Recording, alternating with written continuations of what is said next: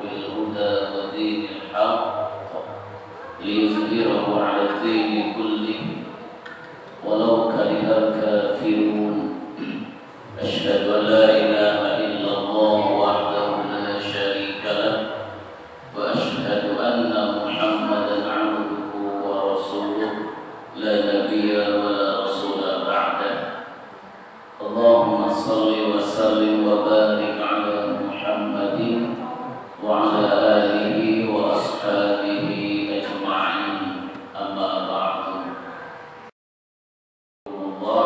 Semoga dirahmati, diridhai Allah Subhanahu wa taala. Amin. Alhamdulillah, kita bersyukur kehadiran Allah atas nikmatnya dan atas rahmatnya. Pengajian alumni ini terus bisa terlaksana. Ini sesuatu yang baik dan saya melihat ini menular kemana-mana. Jadi alumni SMP 22 pindah ke SMP 25, pengajian juga di sana. Terus ada dulu guru agamanya Mas Arif ya. Ya, 19. SMP 19. 19.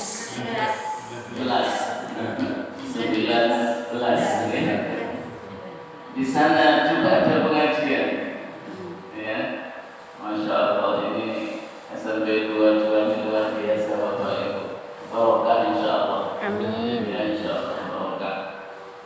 Kita bersyukur ini semua adalah karena rahmat dan ridha Allah Subhanahu wa taala. Kemudian sholawat beriring salam kita doakan semoga tercurahkan kepada Nabi kita Muhammad sallallahu alaihi wasallam. Mari kita terus mengkaji, mempelajari sunnah-sunnahnya untuk kita ikuti, untuk kita pedomani, untuk kita tawadani. Semoga itu semua bisa mengantarkan kita untuk mendapatkan syafaat, ya, syafaat darinya di yaumil kiamat. Bapak Ibu jamaah pengajian rahimakumullah, di zaman Rasulullah itu ada sahabat yang mungkin kalau hari ini kita mengatakan dia seorang ahli ibadah, waktunya hanya habis di masjid, ya, di masjid ibadah, zikir, hari-harinya hanya dihabiskan di dalam masjid. Terus kemudian Rasulullah melihat hal itu, kemudian ditemui oleh Rasulullah dan Rasulullah bertanya, ya, bahasa kita hari ini, Pak, panjenengan punya keluarga atau mboten? Ya, punya istri atau mboten? Punya anak atau mboten? Oh, punya. Lah terus istri, anak-anak itu dengan ngasih makan apa? Kok jenengan setiap hari saya perhatikan kok di masjid terus kerjanya apa? Orang ini mengatakan, ya Rasulullah, urusan rezeki itu udah urusan Allah, urusan Allah. Dan tak serahkan semuanya kepada Allah. Yang penting saya fokus beribadah kepada Allah. Kata Rasulullah, sekarang juga Bapak tinggalkan masjid ini, silakan ke pasar. Ya, ke pasar, insya Allah di sana ya banyak rezeki dari Allah. Bapak harus ke pasar tadi, cari nafkah, ya, untuk menafkahi istri dan anak-anak. Jadi dalam masa kita ini diusir sama Rasulullah dari masjid. Ya. Ada lagi kisah yang lain, ya, ada sahabat berkuda datang ke masjid, sholat jamaah bersama Rasulullah. Terus kudanya nggak diikat. Kata Rasulullah, itu kudamu diikat dulu, ya, nanti nggak hilang. Kata orang itu, ya Rasulullah, sudah serahkan ke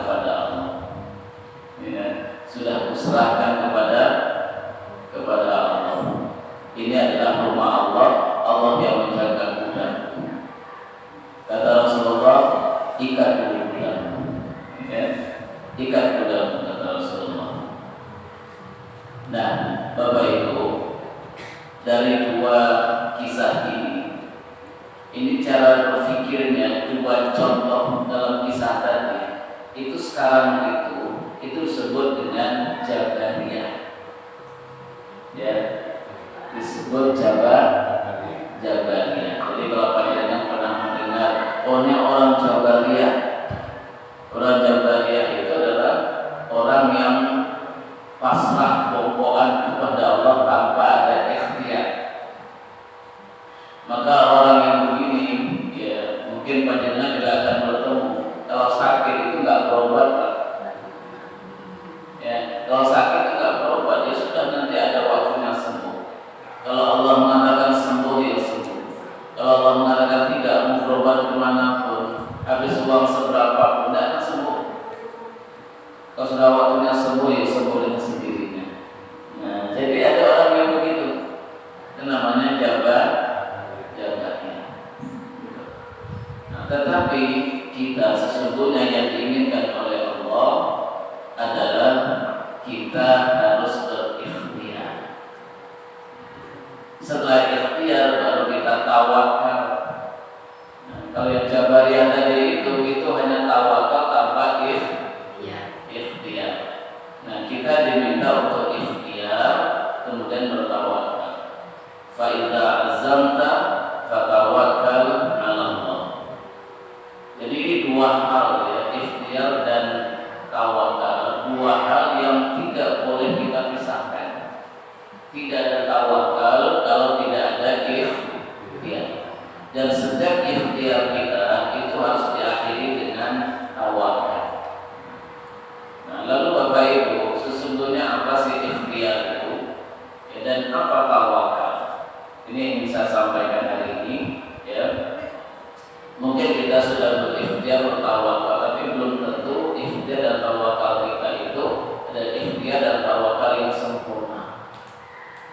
Nah, apa itu ikhtiar?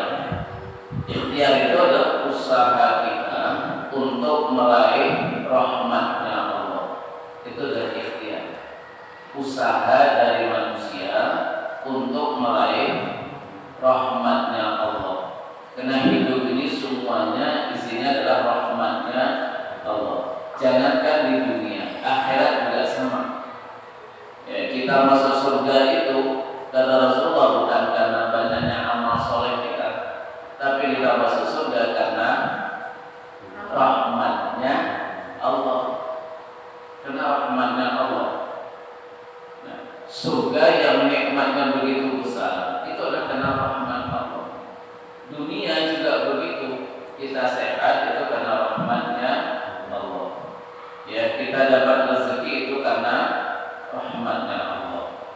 Anak-anak kita menjadi anak soleh-soleha itu karena rahmatnya Allah. Ya, anak kita berprestasi itu karena rahmatnya Allah. Urusan kita menjadi mudah itu karena rahmatnya Allah. Jadi semua hidup ini adalah karena rahmatnya Allah. Rahmat itu apa? Rahmat itu terdiri dari Rahman dan Rahim. Jadi rahmat itu mengandung dua unsur. Yang pertama unsur Rahman, yang kedua unsur Rahim. Rahman itu adalah, ya, kebaikan Allah yang menyenangkan bagi kita. Kebaikan Allah yang Allah berikan kepada kita yang menyenangkan. Jadi Allah memberikan sesuatu yang menyenangkan bagi kita, itu namanya Rahman. Ya, itu namanya Rahman. Kalau dalam bahasa Indonesia itu diterjemahkan pengasih. Ya, ngasih, pokoknya dikasih, udah dikasih semua. Ya, yang baik kalau dikasih, yang buruk dikasih, kafir dikasih, mukmin dikasih, manusia dikasih, hewan dikasih, untuk kebutuhan hidup ini. Itu dikasih Allah semuanya. Ya. Jadi hal yang menyenangkan bagi kita, apa itu? Harta, kesehatan, istri, anak, ya, semua itu adalah hal-hal yang menikmati, yang kita nikmati di dunia ini, dan itu yang kita senangi. Nah, rahmat Allah ini diberikan pada seluruh makhluknya. tidak membedakan mana yang kafir, mana yang mukmin. Dan bahkan rahman Allah ini yang menyenangkan ini itu lebih banyak Allah berikan kepada orang-orang kafir. Ya, lebih banyak Allah berikan kepada orang kafir, orang musyrik itu lebih banyak. Maka kata Allah, "Man kana yuridul ajilata ajjalnahu fid dunya." Kalau orang itu hanya menginginkan kenikmatan dunia ini saja, maka aku segerakan untuknya nikmat dunia ini. Aku segerakan, kata Allah. Makanya orang-orang kafir, ya orang musyrik itu nikmat dunia itu Allah segerakan, Allah percepat. Jadi mudah mendapatkan kenikmatan dunia. Memang janji Allah begitu. Ya. Karena Allah hanya memberikan sifat Rahman-Nya yang menyenangkan di dunia ini. Nah, sifat Rahman Allah ini kalau terhadap orang mukmin dibatasi oleh sifat Rahimnya. Jadi sifat Rahman Allah untuk orang mukmin itu dibatasi oleh sifat Rahimnya Allah. Apa sifat Rahimnya Allah? Sifat Rahimnya Allah itu Allah memberikan sesuatu pada orang mukmin yang menyelamatkan orang mukmin itu. Jadi kalau Rahman tadi menyenangkan, kalau Rahim menyelamatkan. Ya, kalau bahasa kita sering pengasih dan penyayang. Pengasih itu menyenangkan, penyayang itu menyelamatkan. Maka sesuatu yang menyenangkan kalau itu diberikan, ya tidak akan menyelamatkan, maka Allah batasi yang menyenangkan itu. Misalnya rezeki itu kan menyenangkan banget bagi kita. Tapi bagi orang mukmin kalau diberikan terlalu banyak hal yang menyenangkan berupa rezeki itu, mungkin dia akan terjerumus kepada hal-hal yang tidak baik. Maka Allah batasi yang menyenangkan itu. Ya, tidak Allah berikan sebanyak-banyaknya. Karena apa? Allah sayang. Nanti kalau diberi terus sebanyak-banyaknya, itu nanti tidak menyelamatkan. Nah, maka sifat Rahman Allah dibatasi oleh sifat Rahimnya terhadap orang mukmin. Tapi terhadap orang kafir, ya sifat Rahim Allah nggak ada. Makanya diburuhi semuanya. Dalam suatu ayat di sana Allah juga mengatakan, kamu jangan merasa heran dan takjub kepada harta-harta dan anak-anak orang kafir, kata Allah. Karena memang di dunia sengaja kami berikan mereka harta yang banyak, ya kesuksesan anak keturunannya. Karena itu cara kami mengazab mereka. Cara kami mengazab. Ya. Kenapa kok cara mengazab? Karena manusia itu dituntut untuk membalas kebaikan Allah. Maka semakin banyak kebaikan yang Allah berikan, maka dia dituntut semakin banyak untuk membalas kebaikan itu. Itu disebut dengan syukur. Ya, semakin banyak mendapatkan kebaikan, kita dituntut untuk banyak memberikan balasan berupa apa? Ketaatan dan kesolehan. Nah, orang kafir itu, ya semakin banyak Allah berikan kenikmatan, dia semakin ingkar kepada Allah, berarti akan semakin berat kemarahan Allah, akan semakin besar kemarahan Allah, dan azab Allah akan semakin besar terhadap mereka. Nah, jadi kalau kita cermati Bapak Ibu dalam kehidupan ini, orang-orang yang melanggar aturan Allah itu rezekinya lancar, ya. Orang-orang yang melanggar aturan Allah itu rezekinya lancar loh, Pak. Ya. Orang syirik datang ke dukun minta pesugihan, dia sudah benar Pak. Ya, Allah berikan mudah, dia sudah silakan. Ya, itu sifat pengasihnya Allah. Tapi kalau orang mukmin, jangan dulu. Ya, Allah ingin menyelamatkan. Nah, jadi kita harapkan dalam hidup ini tidak ada hal yang menyenangkan, tapi juga menyelamatkan. Maka kita pada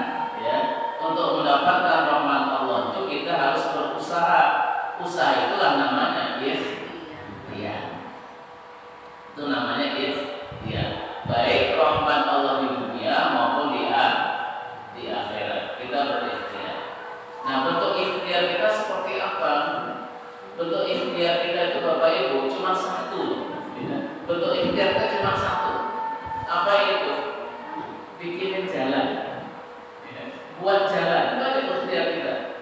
Ya, kita harus buat jalan untuk datangnya rahmat itu. Udah itu aja usaha kita. Buat jalan untuk datangnya rahmat dan buatlah jalan sebanyak banyaknya. Ya, jadi buat jalan untuk datangnya rahmat dan buatlah jalan itu sebanyak banyaknya agar kita mendapatkan rahmat dari berbagai macam aspek. Dari semua sudut kita mendapatkan rahmat Allah. Maka buatlah jalan sebanyak-banyaknya. Nah, membuat jalan mendapatkan rahmat itulah yang disebut dengan wasilah. Ya, yang disebut dengan wasilah. Surah Al-Maidah ayat 35. Ya, surah Al-Maidah ayat 35. Ya ayyuhalladzina amanu taqullaha wabtaghu ilaihil wasilah. Wahai orang-orang yang beriman, bertakwalah kepada Allah dan carilah wasilah menuju Allah. Cari wasilah menuju Allah. Artinya menuju Allah bukan kita datang kepada Allah, enggak, menuju rahmatnya Allah. Buat wasilah sebanyak-banyaknya agar kita bisa mendapatkan rahmatnya Allah. Gitu. Jadi cuma satu tugas kita ibu bapak, yaitu membuat wasilah. Kita pengen mendapatkan rahmat Allah di akhirat berupa surga, ya kan? Dan semua kita pasti ingin masuk surga. Surga itu rahmatnya Allah. Maka untuk mendapatkan rahmat Allah itu, ya, maka kita harus membuat wasilahnya.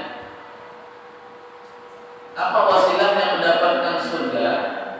Wasilah mendapatkan surga itu adalah ibadah. Sholat, ya, sholat yang kita lakukan ini adalah wasilah. Jadi sholat yang kita lakukan itu adalah wasilah. Puasa yang kita lakukan adalah wasilah.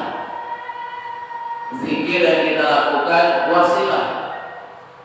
Semua ibadah yang kita lakukan di dunia ini itu adalah wasilah untuk mendapatkan surga.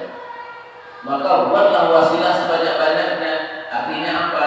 Jalanilah ibadah sebanyak-banyaknya dengan berbagai macam jenis ibadah. Ya sholat, ya puasa, ya sedekah, ya zikir, ya semua itu adalah sebagai wasilah yang mengantarkan kita ke rahmatnya Allah berupa surga. Dan kita Bapak Ibu tidak tahu persis lewat wasilah yang mana kita itu akan sampai ke rahmatnya Allah. Kita tidak tahu. Ya, apakah kita sampai ke rahmatnya Allah lewat sholat, ataukah lewat puasa, ataukah lewat sedekah, ataukah lewat Al-Quran? Kita tidak tahu. Ya, lewat mana kita masuk surga? Karena pintu surga itu macam-macam. Ya, ada pintu sholatnya yang dikhususkan bagi orang yang ahlus sholat.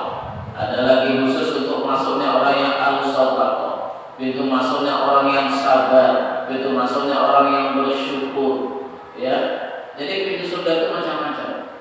Lah, kalau kita membuat wasilah yang banyak, ya, wasilah sabar iya, wasilah syukur iya, wasilah sholat iya, wasilah puasa iya, maka itulah nanti orang yang diberikan kebebasan oleh Allah untuk memilih dari pintu manapun yang dia inginkan.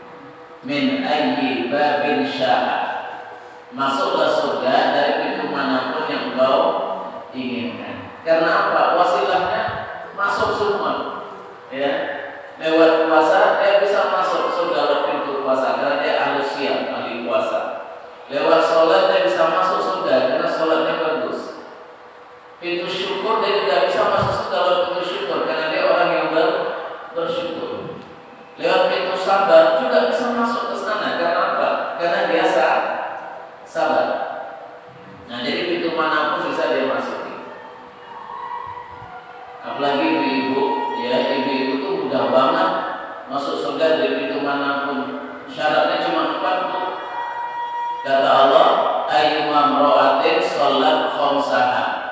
Wanita yang sudah menjaga sholat 5 waktu, wa shamat syahraha, sudah berpuasa wajib di bulan Ramadan, wa hasunat farjaha, lalu kemudian menjaga kehormatannya, tidak melakukan perzinahan, ya, wa ata'at zaujaha, taat kepada suaminya, dakhalatul jannah, dia akan masuk surga min ayyi babin sya'a, dari pintu manapun yang dia inginkan.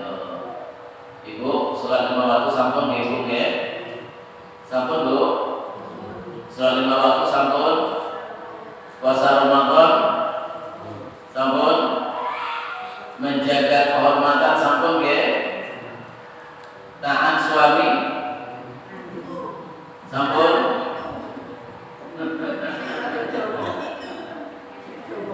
Ya.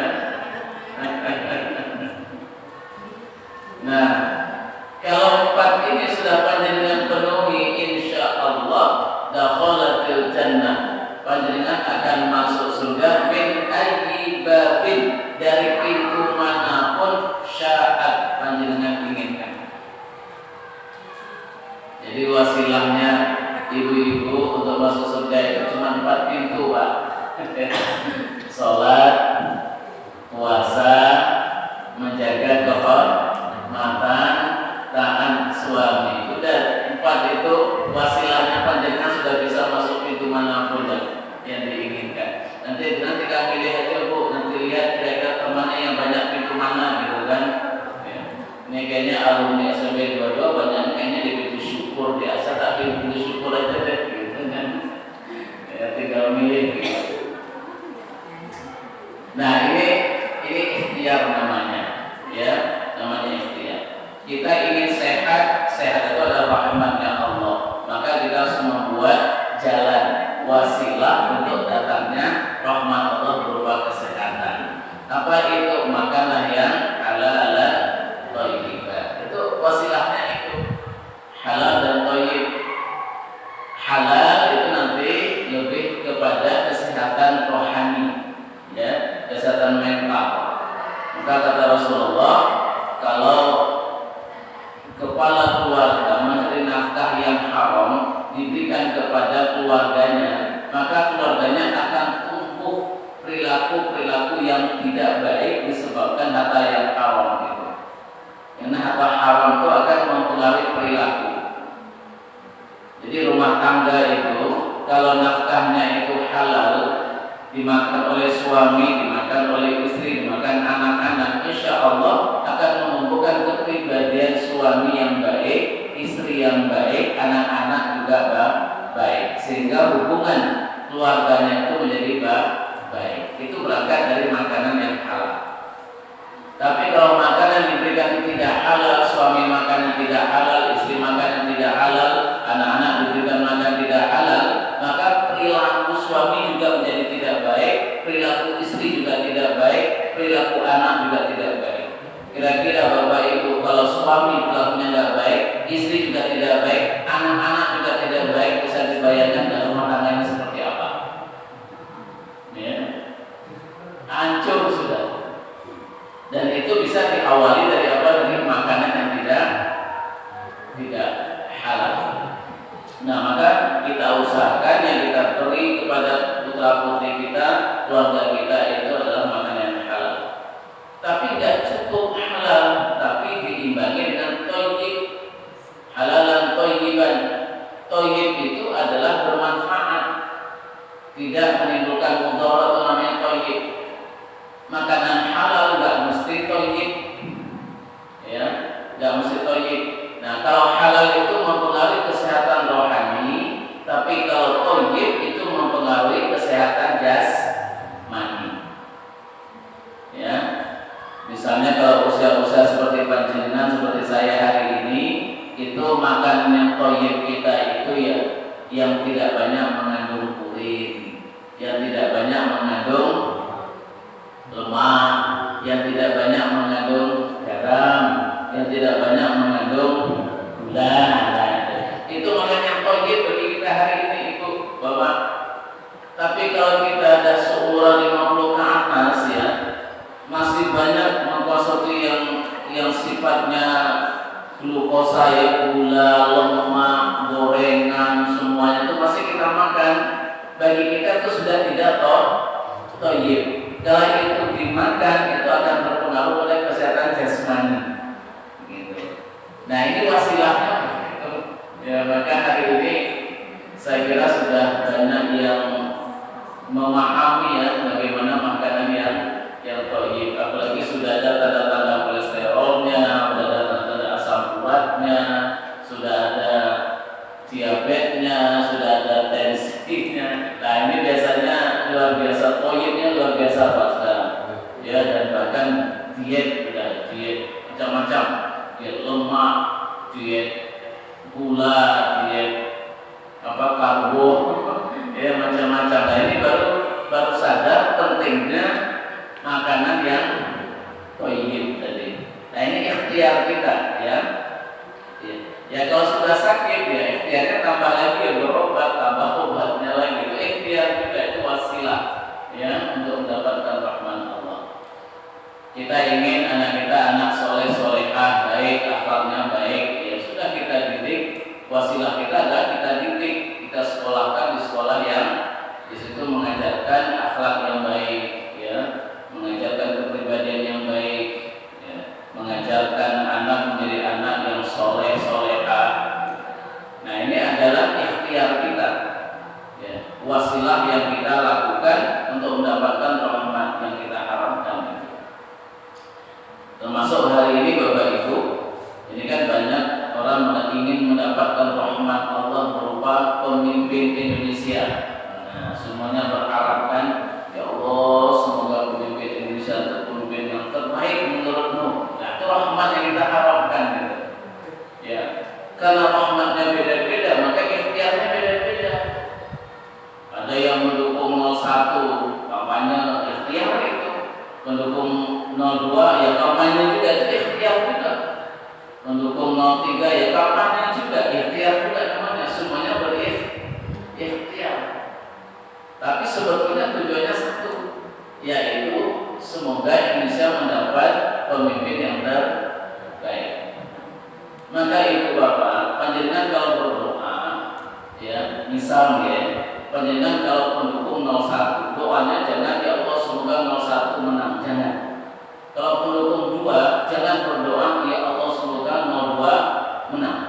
Yang pendukung 3, jangan berdoa ya Allah semoga paslon 03 menang. Jangan itu doanya. Karena apa? Karena yang baik menurut kita itu belum tentu baik menurut Allah. Pendukung 01 pasti dia mengira ya 01 lah yang akan bisa membangun negaranya dengan baik. Tapi menurut pendukung 02 enggak. Paslon 02 lah yang paling tepat untuk membangun negara Indonesia ini.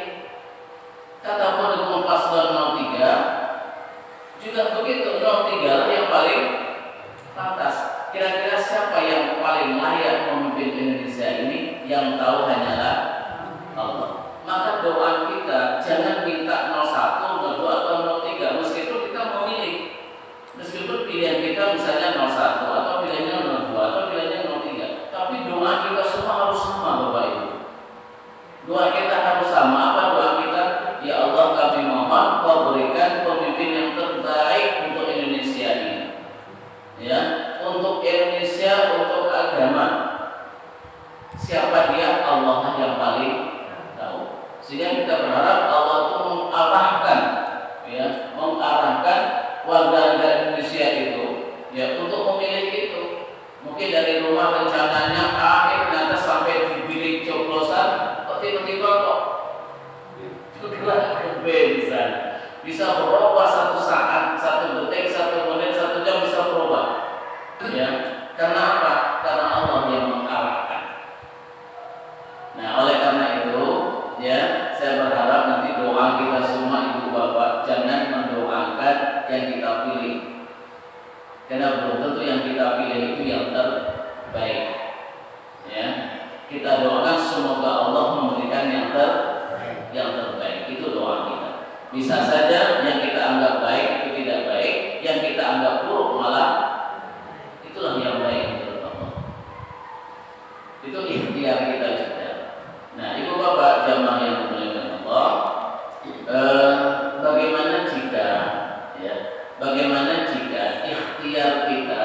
wasilah yang kita buat untuk menuju harapan tadi, ternyata yang kita dapatkan tidak sesuai dengan harapan, ya kan?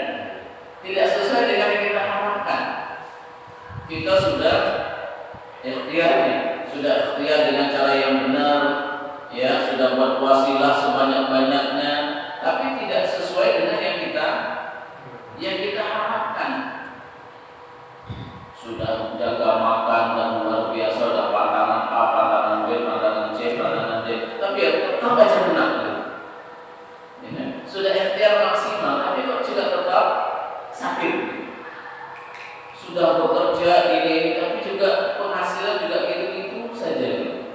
Ya, sudah berusaha ikhtiar mencari karunia Allah, tapi yang Allah berikan cuma gitu-gitu saja. Ya, tidak sesuai dengan apa yang kita harapkan. Anak-anak sudah kita didik dengan baik, sudah kita sekolahkan sekolah yang terbaik, ya, bahkan sudah dipondokin, tapi tetap saja ada terjadi anak yang nakal. Kita sudah ikhtiar, sudah berusaha, tapi kenapa kok hasilnya tidak sesuai dengan ikhtiar kita, tidak sesuai dengan wasilah yang sudah kita buat. Nah, Bapak Ibu, disinilah perannya tawakal. Ya, disinilah perannya tawakal.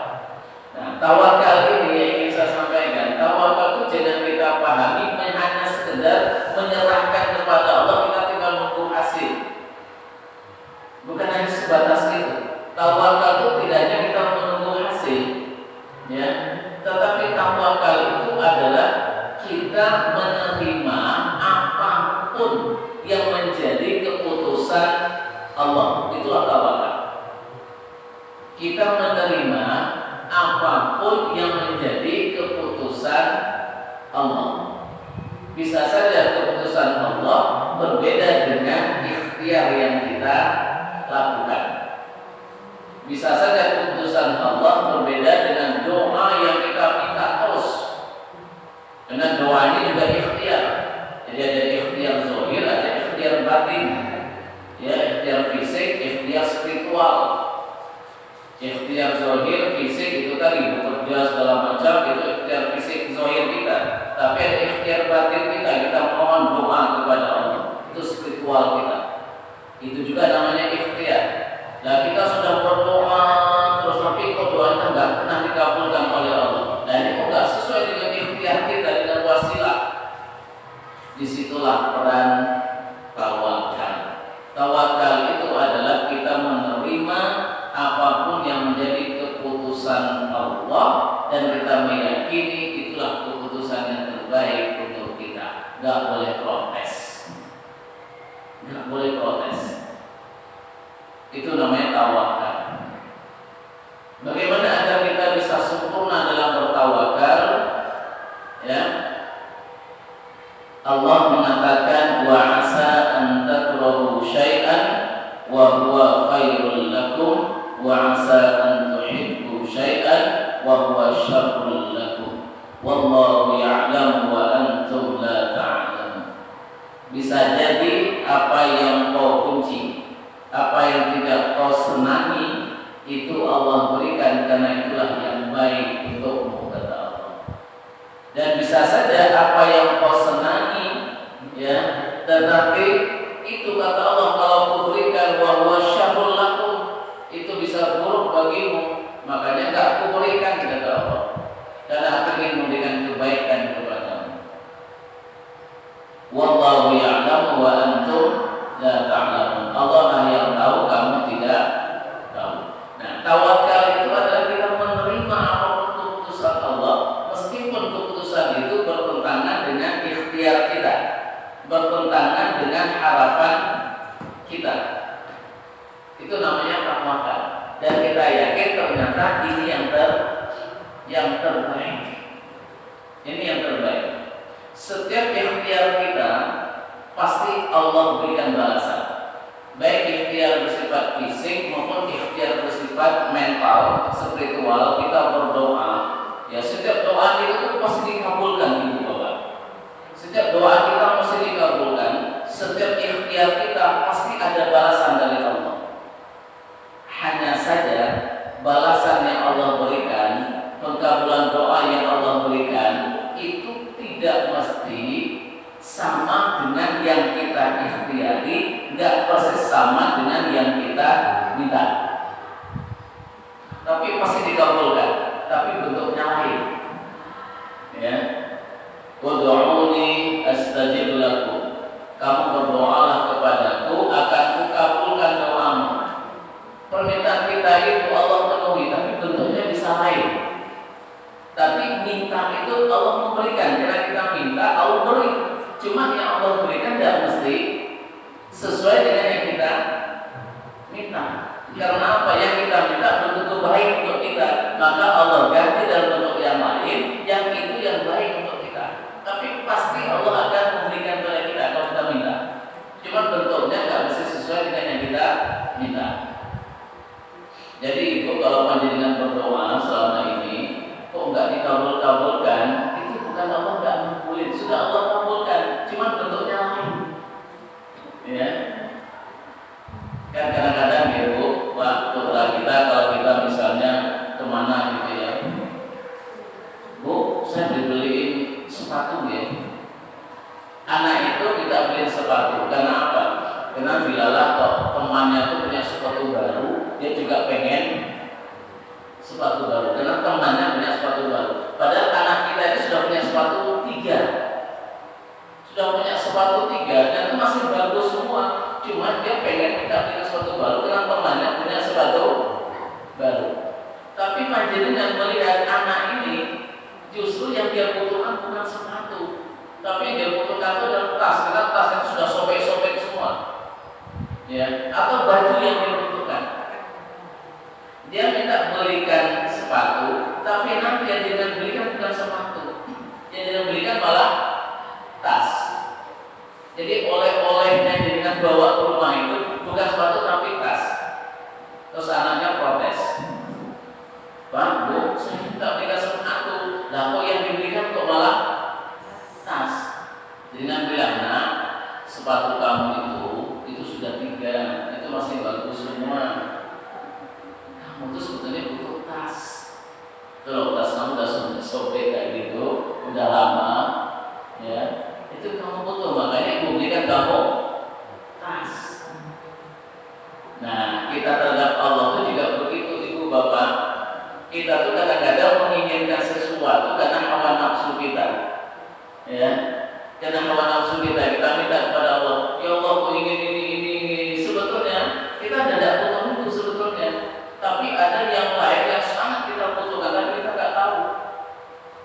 Kita tidak, yang kita butuhkan itu nggak tahu.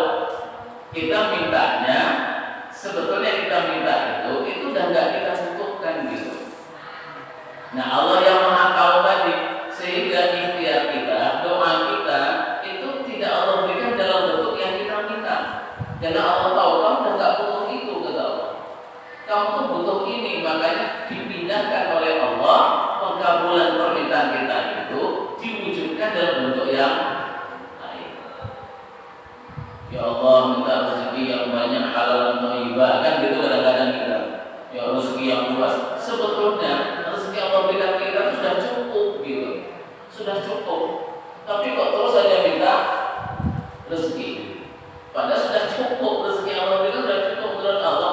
Sudah cukup untuk kebutuhanmu, untuk menyekolahkan anakmu sudah cukup, rumah sudah punya, motor sudah punya, bahkan sudah punya mobil. Ya, rezeki itu sudah cukup buat kamu. Udah segitu saja. Kamu kok masih minta juga? Kuberikan yang lain, kata Allah. Yang kamu butuhkan itu bagaimana anak-anakmu nanti sukses. Nah, maka tidak Allah berikan rezeki, tapi Allah berikan kesuksesan dalam karir anak-anaknya. Ya. Yang kamu butuhkan itu kesehatan dari Allah. Maka kita minta duit, yang Allah berikan kesehatan. Karena Allah tahu yang kita butuhkan kesehatan. Nah, tugas kita itu apa? Cuma minta saja. Namanya wasilah seperti itu.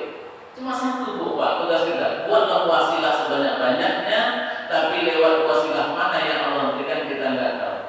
Allah yang lebih tahu mana yang pantas untuk diberikan kepada kita. Tapi meminta ikhtiar itu akan Allah Setiap ikhtiar kita Allah balas, setiap permintaan kita Allah kabulkan. Cuma bentuknya seperti apa itu urusan Allah. Maka janji Allah itu nggak mungkin Allah ingkari. Ya, meminta kamu ud'uni, berdoa kepadaku, astajib lakum, akan penuhi permintaan. Itu janji Allah. Allah tidak mungkin janji. Nanti kalau kita tutup Pak Bu, ya Allah kamu katanya kalau berdoa kau kabulkan, aku kan minta ini juga diberikan. Allah akan mengatakan, ku berikan ini loh dalam bentuk ini. Allah tidak usah jawab maksudnya. Ku berikan, kamu minta mobil kan, tapi nggak baik bagimu, tuh ku kasih anakmu sukses. Anakmu jadi anak yang soleh-solehah, itu yang kau butuhkan, ku berikan kepada Allah. Nah, jadi Bapak Ibu, tawakal yang sesungguhnya itu bukan hanya sebatas kita serahkan dan kita tunggu, bukan sebatas itu. Tapi tawakal itu adalah kita menerima dengan ikhlas keputusan Allah, meskipun keputusan itu tidak sesuai dengan ikhtiar kita, tidak sesuai dengan wasilah yang kita buat. Tapi Allah berikan ya sesuatu itu sesuai dengan yang kita butuhkan. Nah inilah Bapak Ibu makna ikhtiar dan tawakal. Sehingga besok ya di tanggal 14 Februari kalau yang dengan pilih ternyata kalah ya yang dipilih ternyata kalah Pak, jangan stres. Jangan stres, itu namanya nggak tawakal Pak. Ya, tawakal berarti ya sudah siapapun yang Allah kehendaki yang menjadi presiden di Indonesia nanti, kita berharap itulah yang terbaik. Jadi jangan bikin masalah, yang menang jangan terlalu menyombongkan diri, yang kalah juga jangan kecewa. Insya Allah siapapun yang jadi, kita berharap itulah yang terbaik yang Allah berikan untuk negara kita Indonesia. Karena nanti Bapak Ibu kalau panjenengan protes, ya panjenengan misalnya milih yang nomor 4 misalnya, nomor 4 yang ada ya, jangan milih nomor 4, ternyata yang jadi nomor 3, panjenengan malah menyalahkan Allah. Gimana sih orangnya begini kok malah jadi presiden? Nah, Allah itu gimana kok nggak kan begitu kan? Nah, jadi kita malah menyalahkan Allah. Ya, berarti persoalan kita nggak yakin dengan keputusan Allah. Insya Allah Allah akan memberikan yang terbaik, asalkan kita doa kita minta yang terbaik.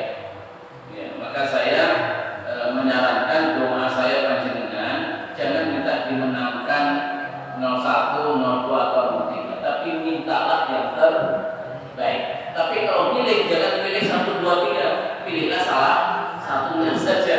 Tapi kalau minta doa, ya doa mintalah yang terbaik. Gitu. Itu yang kita harapkan. Nah Bapak Ibu jamaah yang dimuliakan Allah, inilah yang ingin saya sampaikan ya pada kesempatan kali ini kaitannya dengan ikhtiar dan tawakal. Ya kadang-kadang kita sering merasa tawakal kepada Allah, tapi habis itu protes. Tawakal tapi malah protes. Aku kayak ini, gitu ya. Padahal sudah tawakal gitu. Aku kayak ini, berarti kita protes dengan putusan Allah. Hati-hati, ya Allah akan dengan terbaik. Jangan protes. Ya, sudah usaha berobat, kok masih sakit. Ya, mungkin itu caranya Allah. Kenapa? Allah ingin kita itu ingat terus pada kematian. Kolesterolnya kok nggak turun-turun, padahal sudah diet segala macam, agar kita itu selalu ingat ini bahaya kolesterol, nggak hati-hati bisa dead ini kan. Akhirnya apa? Ingat mati terus. Akhirnya tidak terpikir untuk berbuat maksiat. Kalau nanti sehat bugar begitu, urusan udah lain nanti. Lupa lagi akhirat dengan dunia banyak bikin dosa lagi. Jadi nggak masalah Ibu kalau kita diberi sakit, tapi yang penting bisa beraktivitas. Kolesterol nggak apa-apa, yang penting ya nggak apa-apa, kolesterol saja. Aktivitas masih bisa dilaksanakan sehingga kita tetap ingat mati.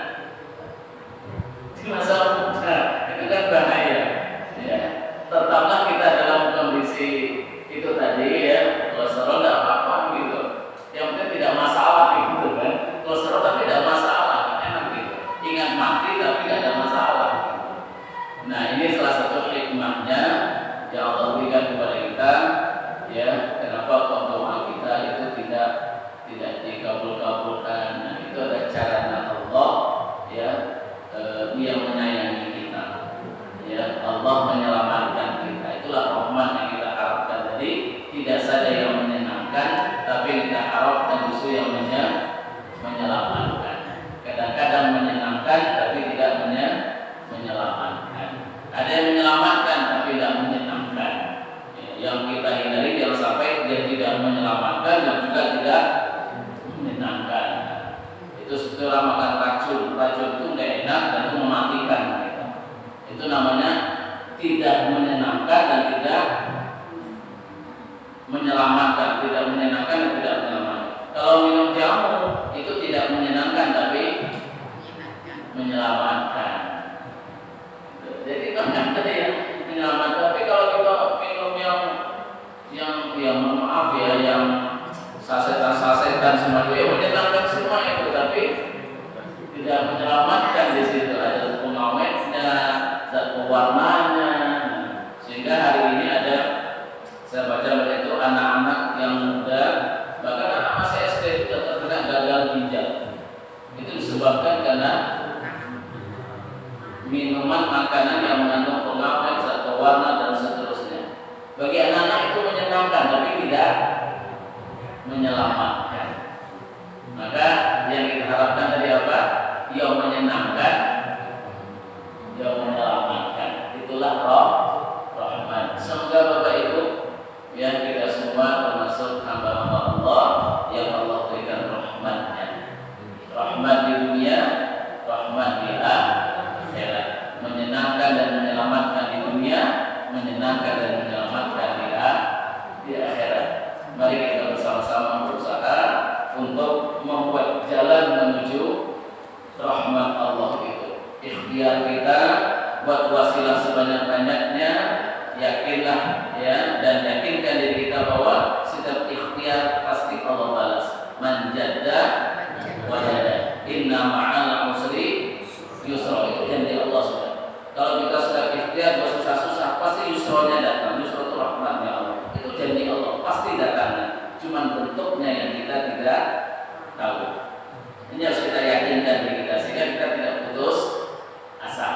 Ya, kita tidak putus asa dalam berikhtiar, kita tidak putus asa dalam membuat wasilah. Lakukan terus ya, manjada wajada itu pasti. Ya, mayasra yahsud. Siapa yang menanam pasti dia akan memanen. Itu dah janji Allah. Demikian Bapak Ibu, semoga ini bermanfaat. Ya, mohon maaf atas kurang saran dan khilaf. Saya kembalikan kepada moderator ya, MC. Mungkin kalau masih ada waktu untuk kita berdiskusi. Demikian, mohon maaf. Assalamualaikum warahmatullahi wabarakatuh.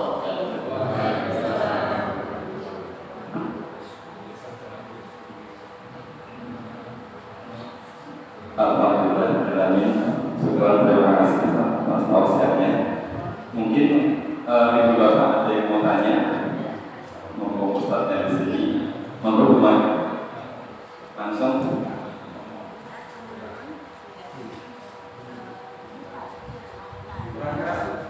Apabila kita mau pergian misalnya ya, kan kita doanya Bismillah tawakal itu ala Allah la haula wala quwwata illa billah. Kita tawakal dulu ya. Kita tawakal apapun nanti yang terjadi, atau kita jadi yang saya mau apakah kita ikhtiar dulu baru tawakal atau tawakal dulu sambil ikhtiar. Begitu kira-kira. Ya, urutannya itu ikhtiar dulu. Ya, ikhtiar. Tapi yang kita ya bismillahirrahmanirrahim. Ya. Itu artinya memang kejadian itu bisa bersamaan dengan ikhtiar kita. Kita mulai melangkah satu langkah saja, ya itu bisa kejadian, gitu. Makanya kita sudah memulai itu sudah bertawakal. Artinya kita siap apapun yang terjadi, gitu. Karena tidak mungkin kita setelah jalan sampai ke tempat tujuan bertawakal, tidak mungkin, hasilnya sudah kelihatan kan?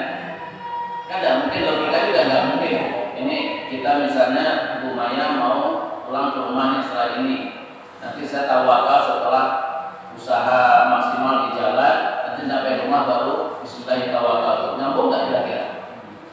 Oh, itu hasilnya sudah ada. Ya kan gitu. kan. Nah justru yang kita harapkan hasilnya apa? Per detik, per langkah kita.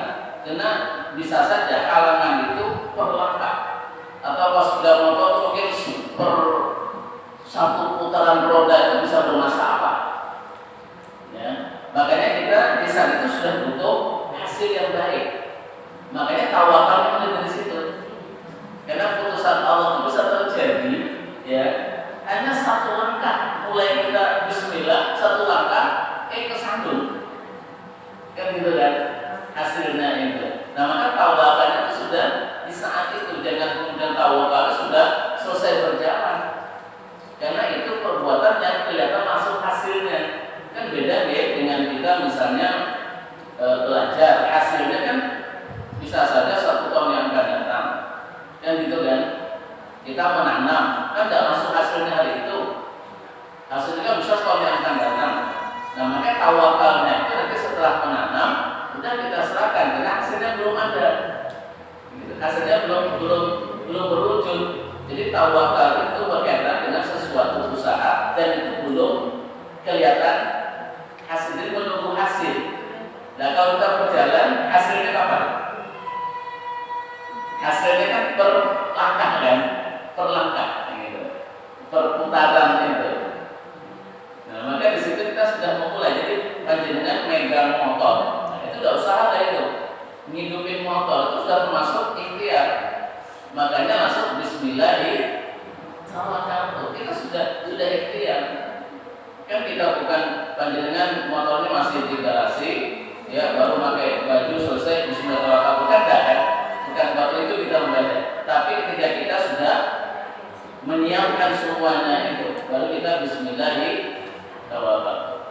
Jadi sudah ada proses sebelumnya, ya mengeluarkan motor dari garasi misalnya, ya nyetar motor itu menunjukkan kita sudah, dan hasilnya mulai dari bisa saja mulai dari kita kan itu sudah ada hasilnya, itu keselamatan tadi itu.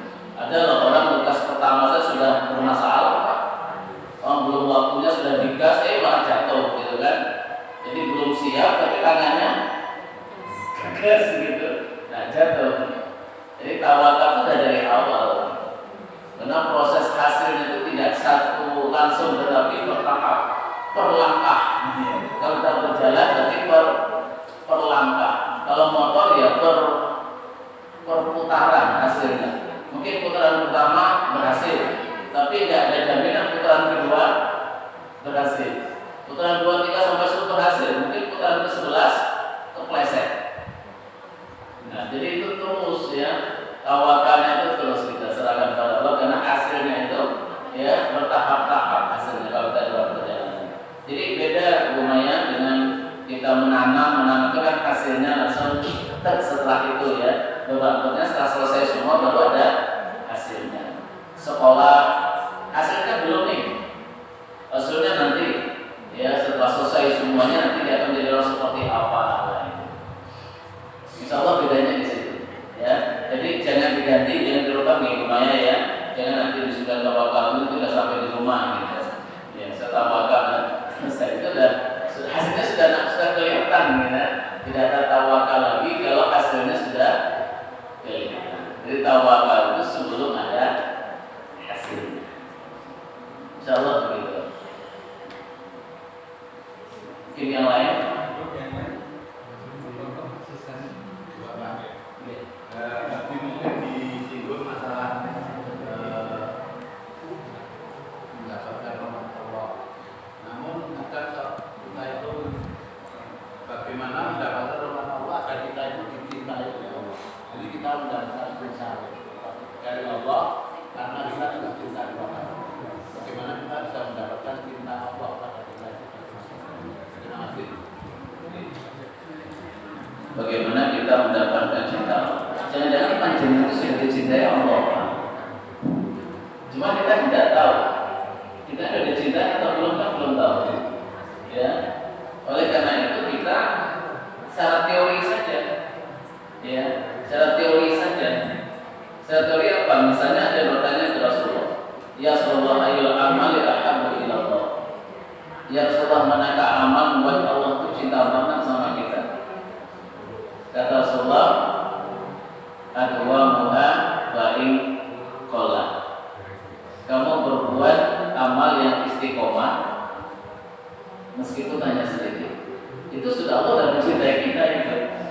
Cuma kan Allah mencintai kita kan nggak seperti istri kita mencintai kita, Pak.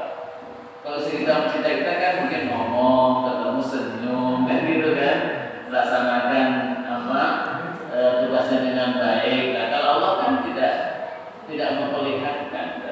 Oleh karena itu kita yakin itu namanya keimanan. Iman itu adalah kita meyakini sesuatu yang gaib. Ya, kalau yang nyata itu saya kira tidak ada tidak perlu ada ujian keimanan kalau yang nyata itu. Ya. Justru iman itu yang kita tidak kelihatan yang gaib. Allazina yu'minuna bil ghaib. Jadi beriman itu pada yang gaib. Kalau yang nyata semua orang beriman. Bahkan nanti kalau nanti kita sampai ke akhir zaman, ya nanti akan ada yang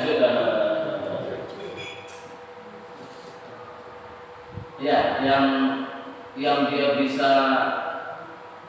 bisa memenuhi semua keinginan kita, ya. Yang akhir zaman itu Dajjal yang matanya itu. Dajjal itu kan nanti dia seperti Tuhan. Kita minta hujan, langsung hujan. Kita minta apapun, langsung dia minta akulah Tuhan. Maka berimanlah kepada. Di saat itu, ya orang akan banyak beriman pada Dajjal. Kenapa? Karena memang nyata. Ayo kamu minta apa? Ya, kamu minta apa? Semua kita minta diberikan. Minta hujan diberikan hujan, minta uang langsung uangnya keluar gitu. Coba minta sama Tuhan yang lain, ada enggak? Akulah Tuhan sesungguhnya. Kira-kira siapa tidak percaya di saat itu? Itu ujian yang terberat. Ya, makanya kita diminta oleh Allah ya untuk memperbanyak membaca surah Al-Kahfi di malam Jumat itu. Ya, minimal 10 ayat. Ada yang ada 10 ayat awal, ada yang ada 10 akhir. Ya, nah salah satu manfaatnya adalah nanti kalau kita bertemu dengan Dajjal, maka kita tidak tergoda oleh ujian Dajjal itu. Termasuk setelah kita sholat, setelah ayat akhir kan kita disunahkan membaca Allahumma inni a'udzubika min adzab jahannam wa adzabil qabri wa min fitnatil masiihid Dajjal. Dari fitnahnya Masih Dajjal. Itu berat sekali. Nah, maka sesuatu yang nyata di situ tidak ada tantangan keimanan. Iman itu percaya pada sesuatu yang tidak nyata, tapi kita percaya kepada yang memberi informasi itu. Jadi kepada pribadinya. Misalnya begini, panjenengan di sini ada yang datang, kemudian pakai mangkol basah, dia mengatakan, Pak, saya ini tadi dari Kartosuro hujan, terus kelihatan mantolnya basah. Panjenengan percaya nggak yang diomongkannya kalau di Kartosuro tadi hujan? Percaya kan? Sekarang ada lagi satu yang datang. Wah, tadi Sukoharjo hujan deras. Dengan lihat sana ya orang yang datang itu ya nggak mantolan, sepedanya yang nggak basah, tapi dia mengatakan tapi Sukoharjo hujan deras. Percaya nggak? Percaya nggak? Disitulah tantangannya. Kita yakin nggak dengan pemberi informasinya? Itulah keimanan. Bukan tentang buktinya, tetapi yang menyampaikannya. Kita akan mengatakan saja aku nggak percaya, tapi karena yang mengatakan panjenengan aku percaya. Itu baru kita namanya percaya dengan orang itu. Sudah sesuai dengan bukti. Ya, ketika Rasulullah pulang dari Isra Mi'raj, dia cerita, saya tadi malam berangkat dibawa oleh malaikat Jibril pakai kendaraan buruk cepat banget dari Masjidil Haram, Masjidil Aqsa, naik ke Sidratul Muntaha. Saya diperintahkan gini-gini sama Allah. Cerita. Ada nggak yang percaya di saat itu? Ada. Ya.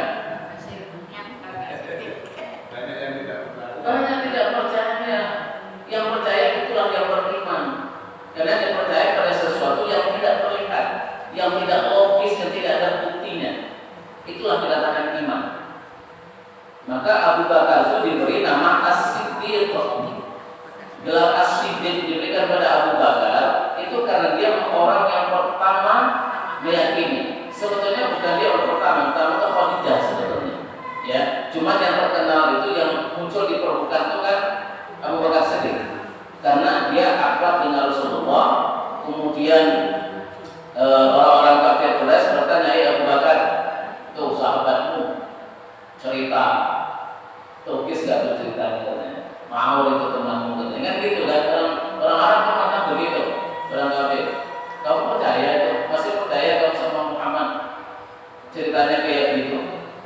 Satu malam kok bisa sampai ke Masjidil Aqsa, itu gimana caranya? Bahkan naik ke atas lagi, ini dongeng dari mana? Abu Bakar kan nggak bisa menjawab, Pak. Memang nggak logis sama sekali. Apa jawaban Abu Bakar? Ya, itu peristiwa yang tidak masuk akal, nggak logis. Tapi karena yang menyampaikan itu Muhammad, ya, karena yang menyampaikan itu Muhammad, aku percaya. Itulah keimanan. Itulah keimanan. Nah, maka panjenengan percaya nggak kalau istiqomah beramal soleh dicintai oleh Allah? Percaya kan? Meskipun nggak ada buktinya, ya sudah istiqomah kok masih sakit juga misalnya begitu. Ya Allah nggak sayang. Itu tadi sayangnya Allah bukan berupa kesehatan, ya itu kasihnya Allah sehat itu. Ini iman loh, ya. Jadi kita dicintai Allah. Setiap kita melakukan amal-amal kebaikan, kita dicintai oleh Allah, itu adalah iman. Keyakinan Allah mencintai kita. Kenapa dikatakan iman? Karena kita percaya dengan informasi dari Allah dan Rasulullah, meskipun informasi itu tidak bisa kita buktikan. Itulah iman. Sesuatu yang terbukti itu tidak dikatakan iman, karena semua orang akan percaya. Semua orang akan percaya. Ya, termasuk saya sampaikan tadi, kita berdoa, ya Allah akan mengabulkannya. Ya, ud'uuni astajib lakum, berdoa kepada Allah akan dikabulkan. Panjenengan percaya enggak dengan ayat itu? Allah mengatakan ud'uuni astajib lakum, berdoa kepadaku akan dikabulkan permintaanmu. Panjenengan percaya enggak?